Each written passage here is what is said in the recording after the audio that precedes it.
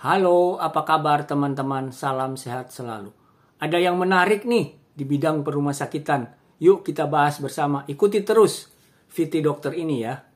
Jadi begini, belum sampai seminggu ya bulan ini, hari ini belum sampai seminggu. Tetapi dokter sudah mendengar sampai 3 atau 4 rumah sakit internasional yang diresmikan. Baik itu swasta maupun pemerintah. Tujuannya selalu itu diresmikan oleh presiden maupun menteri. Tujuannya adalah ingin mengurangi angka kunjungan pasien-pasien Indonesia yang berobat ke luar negeri. Menurut dokter itu udah sangat baik. Cuma ada hal yang mengganggu dokter ya. Sepengetahuan dokter, rumah sakit internasional itu sudah sejak lama, sudah puluhan tahun lebih beroperasi di Indonesia. Dimulai dari misalnya nih, ada rumah sakit di Kampung Melayu yang cukup terkenal diambil alih oleh perusahaan swasta dari Australia. Kemudian sekarang ini sudah banyak rumah sakit yang mengambil akreditasi internasional atau GCI. Tetapi dari pengamatan dokter, angka berobat pasien-pasien Indonesia di luar negeri bukannya menurun tapi malah meningkat. Pertanyaan dokter, apa bedanya rumah sakit internasional yang kemarin sudah didirikan dan sudah puluhan tahun dengan rumah sakit yang baru didirikan sekarang ini? Bedanya di mana? Dan kenapa rumah sakit sekarang ini itu bisa mengurangi angka kunjungan pasien kalau sama aja?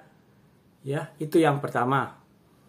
Terus yang kedua, sebaiknya kita bisa mencontoh baik pemerintah maupun Menkes dan insan perumahsakitan apa yang pernah dilakukan oleh pemerintah Malaysia. Waktu itu, ini udah lama ya, bukan sekarang. Pemerintah Malaysia menargetkan bahwa pasien-pasien Indonesia harus lebih banyak berobat ke Malaysia dibandingkan Singapura. Dan dari pengamatan sekilas dokter, kelihatannya sampai saat ini cukup berhasil. Jadi, mengambil contoh seperti itu, dokter usulkan bagaimana kalau pemerintah dan swasta menargetkan, misalnya nih, tahun ini angka kunjungan pasien Indonesia ke luar negeri akan berkurang 10%, tahun depan 20%. Jadi, dengan demikian kita semua bisa bergerak. Jadi bukan hanya kata-kata aja ingin menurunkan pasien Indonesia berobat ke luar negeri. Harus ada tindakan nyata yang didukung oleh semua pihak, baik itu swasta maupun pemerintah. Jadi semua saling support lah, jangan saling menghilangkan atau